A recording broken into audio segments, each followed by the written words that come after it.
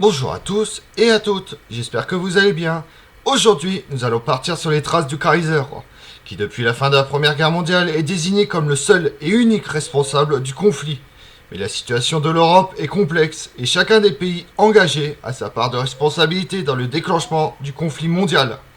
Loin de l'image du va-t-en-guerre propagée par l'image populaire, Guillaume II profite uniquement du contexte comme les autres. Vous voulez en savoir plus sur le Kaiser? Venez avec moi pour découvrir les prémices de la Première Guerre mondiale. Le 28 juin 1914, l'attentat contre l'archiduc d'Autriche François Ferdinand à Sarajevo entraîne, par le jeu implacable des alliances, l'affrontement de nombreux pays européens. Cette guerre dégénère en un conflit mondial meurtrier dont l'un des protagonistes est le Kaiser, l'empereur d'Allemagne Guillaume II. L'Allemagne, depuis sa fondation par son grand-père Guillaume Ier en 1871 dans la Galerie des Glaces à Versailles après avoir vaincu Napoléon III, est une puissance militaire redoutée et une puissance économique. L'unification du pays engendre un nationalisme inédit qui trouve un exutoire dans l'aventure coloniale. Celle-ci est tardive. La plupart des territoires africains sont aux mains des Français et des Anglais. La crise d'Agadir en 1911, qui oppose les flottes allemandes à la marine française dans la baie du même nom, inquiète les chancelleries européennes. De chaque côté des frontières, les nations commencent à renforcer leurs armées. L'organisation du Reich, les institutions de l'Empire allemand, sont complexes mais hiérarchisées. Au sommet de la pyramide, on trouve l'empereur Guillaume II, qui se montre un autocrate extrêmement conservateur qui ne dissimule ni son militarisme ni ses visées expansionnistes. Sa politique intérieure favorise l'essor économique du pays. L'armée est déchirée constitutionnellement entre l'obéissance au Kaiser et des comptes à rendre au Reichstag.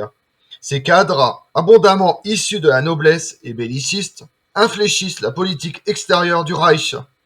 La chancellerie, après l'éviction de Bismarck en 1890, la relation entre le Parlement et l'empereur est altérée au bénéfice du Kaiser. Le chancelier devient un simple exécutant et non l'initiateur de la politique nationale. Le Bundesrat est en quelque sorte un conseil fédéral. En effet, l'Empire allemand est constitué de plusieurs futurs Länder, États, qui forment la chambre haute largement dominée par la Prusse qui détient 17 voix sur 56. Et enfin, le Reichstag, la chambre basse de l'Empire, connaît un bouleversement marginal avec l'abrogation en 1890 des lois antisocialistes. Toutefois, le mode d'élection des parlementaires assure au Parlement dévoué à Guillaume II. Au début du XXe siècle, l'Allemagne est extrêmement dynamique dans presque tous les secteurs. En 100 ans, sa population a triplé pour atteindre une soixantaine de millions à la veille du conflit mondial. Cette démographie favorise un secteur industriel et commercial prospère. Les communications se sont améliorées. Le chemin de fer efficace couvre bientôt tout le territoire. Les particularismes régionaux sont gommés par une hégémonie culturelle inspirée par une politique très conservatrice de l'empereur, qui fait peu de cas des minorités dans son territoire. Par ailleurs, l'enseignement prend une place prépondérante. Les filières techniques et scientifiques propulsent très rapidement le pays vers l'efficacité. L'émergence de cette puissance économique et l'unification de la nation, encore très récente, vont faire éclore une idéologie pan-germaniste que l'empereur Guillaume II, dès son intronisation en 1888, va favoriser. Ainsi, la germanisation des territoires occupés par des peuples allogènes va s'accentuer. L'Alsace et la Lorraine, annexées en 1871, intégrées à l'Empire allemand, source de tensions avec la France, en devient la vitrine. À Strasbourg, les boulevards et avenues montrent la monumentalité des bâtiments administratifs construits après l'annexion par l'Empire allemand. Le dynamisme allemand trouve pourtant ses limites. La production éprouve des difficultés à écouler ses excédents face à la concurrence redoutable de ses voisins. La tentation est grande pour le Kaiser de se confronter aux nations aux alentours pour renverser la tendance. Des provocations verbales en gesticulation militaire, Guillaume II attise la défiance des Britanniques, dont la reine Victoria et ses descendants sont issus de la même famille. Et également le revanchisme de la France, qui songe à reconquérir l'Alsace et la Lorraine. Cette hostilité vis-à-vis des grandes puissances européennes de l'époque est-elle délibérée? Des signes précurseurs indiquent que très tôt dans son règne, Guillaume II médite à une redistribution des zones d'influence en Europe. Dès 1890, c'est-à-dire 2 ans après son accession au trône, il renvoie le chancelier Otto von Bismarck, en place depuis 1871, dénonce le pacte d'alliance entre la Russie, puisque celle-ci est en train de se rapprocher de la France, de ce qui deviendra l'alliance franco-russe de 1892. En revanche, il se lie à l'empereur austro-hongrois François-Joseph de Habsbourg, qui veut étendre son territoire en direction des Balkans. Guillaume II, officiellement rétif aux velléités de son allié, le soutient en sous-main. Cette alliance permet d'espérer une redistribution des cartes en Europe, dont l'Allemagne pourrait tirer avantage, tant sur le plan militaire qu'économique. Hélas, les traités diplomatiques de l'époque engagent à une application stricte des alliances. L'assassinat de François-Joseph, archiduc d'Autriche, en 1914 à Sarajevo, entraîne la Première Guerre mondiale. Lorsque Guillaume II accède au pouvoir le 15 juin 1888, l'Empire allemand est vieux de 17 ans. Il succède presque directement à son grand-père Guillaume Ier, le fondateur de cet empire. Son père, Frédéric III, n'a régné que 99 jours. De son grand-père, le nouvel empereur hérite du chancelier Otto von Bismarck, en place depuis le 22 mars 1871, soit presque un mois après la proclamation de l'Empire. Ce dernier a promulgué des lois antisocialistes en 1878. Elles sont abolies dès l'intronisation de Guillaume II. Le désaccord entre les deux hommes va plus loin. Il congédie le vieux chancelier le 20 mars 1890. Ses successeurs subissent l'influence envahissante de l'empereur. Cela dit, la décision impériale de lever l'interdiction de l'organisation socialiste relève du pragmatisme et du réalisme. Sa politique expansionniste provoque l'enthousiasme de la population plus rétif, alors à l'internationalisme et au pacifique proféré par les sociaux-démocrates. L'influence de ce parti au Reichstag est marginale.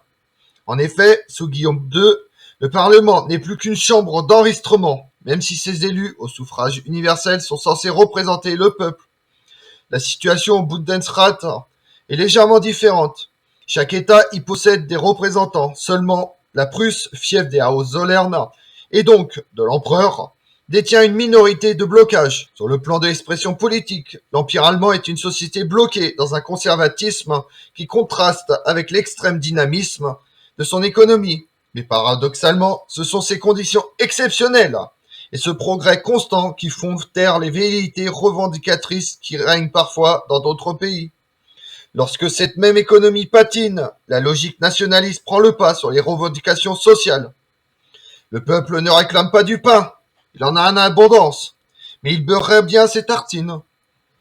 C'est pour cette raison que les menées militaires et coloniales de l'Empire allemand sont suivies. Le pouvoir du Kaiser repose largement sur une conjoncture favorable à l'exercice de l'autocratie. Une économie florissante, une soif d'expansion, un zeste d'instabilité sur le continent européen sont les ingrédients permettant d'assouvir les fantasmes d'un homme fort dans l'opinion. À cela, il faut ajouter la jeunesse de l'Empire allemand, fondée sur sa victoire qui n'a, pour ainsi dire, connu aucune défaite. Enfin, le système politique allemand présente des garde-fous bien fragiles face à l'exercice de l'autocratie des Hohenzollern. À ce titre, le congédiement du vieux Bismarck et la très molle opposition de ses successeurs à la chancellerie du Reich montrent que le système politique est voué à l'obéissance au Kaiser. Il faut certes nuancer ce tableau. Bernard von Bülow, chancelier entre 1900 et 1909, fin connaisseur de la diplomatie, parvient à contenir l'agressivité de l'empereur, tout en assurant des gains territoriaux à l'Empire allemand. L'opposition de Guillaume II aux prétentions françaises sur le Maroc en 1905 lui permet d'obtenir le Togo et une partie du Cameroun en compensation. C'est également dans l'armée que l'on contemple la très grande soumission des chefs militaires à la doctrine et aux volontés du Kaiser. Le personnage clé de l'armée prussienne et donc de l'Empire allemand, le maréchal Paul von Hindenburg, démontre par ses écrits sa plus complète obéissance, même dans les commandements de manœuvre. Bien évidemment, cette domination de l'empereur sur les affaires militaires trouvera ses limites sur le champ de bataille lors de la Première Guerre mondiale. À différents degrés, les souverains européens font partie de la même famille, descendant tous de la reine Victoria. Édouard VII, fils de la reine Victoria, est également l'oncle de Guillaume II. L'arrogance agressive de l'empereur d'Allemagne a très tôt attisé la défiance de la famille royale britannique. Édouard VII, sans doute conscient de la menace allemande sur la paix européenne, va être l'artisan d'un rapprochement de son pays avec la France républicaine via l'entente cordiale en 1904, destinée à contenir l'agressivité du Kaiser. Nicolas II, le tsar de Russie, lui aussi cousin de Guillaume II, se montre également inquiet des visées germaniques sur les Balkans et de la stratégie de rapprochement des empires allemands, ottomans et autrichiens, alors que la Russie tente toujours d'ouvrir des voies vers la Méditerranée. Nicolas II brise cet encerclement en trouvant également une alliance avec la France en 1892. L'histoire va démontrer que cette alliance sera impuissante à juguler la désintégration de l'empire des Romanov. Georges V, cousin germain de Guillaume II et de Nicolas II, Georges V, devenu roi en 1910, doit faire face au déclenchement de la guerre avec l'Allemagne. Il doit prouver au peuple anglais son attachement au pays plus qu'à sa famille. En 1917, la famille royale d'Angleterre change de nom officiel de Saxe-Cobourg-Gotha en celui de Windsor. Au-delà de ce gage public, le roi prend définitivement son autonomie envers les souverains apparentés en Europe. Alexandra, tante de Guillaume II, épouse d'Édouard VII, mère de Georges V, sœur de Georges Ier de Grèce et sœur de la tsarine de Russie qui épouse Alexandre III, le père de Nicolas II de Russie. Alexandra cumule par le jeu des alliances un carnet d'adresses fort bien fourni. Cela ne fait pas d'elle une amie de Guillaume II. Comme on l'a vu, l'Allemagne du Kaiser de 1914 est une puissance industrielle qui met ses ressources au service d'une puissante armée, pour réaliser les ambitions du peuple allemand qui trouve dans le Kaiser son bras armé. Dès lors, on est loin de l'image du Kaiser rêvant de guerre à tout prix. Tout comme les autres puissances, il est pris dans l'engrenage diplomatique et militaire de l'époque. Je vous remercie d'avoir suivi cette vidéo en ma compagnie. Si vous voulez connaître mes autres vidéos, retrouvez-moi sur ma chaîne YouTube, Tout sur l'Histoire avec Damien, et sur les réseaux sociaux, Instagram et Twitter, Histoire Damien. Et pensez à liker, commenter et vous abonner. Je vous remercie à tous.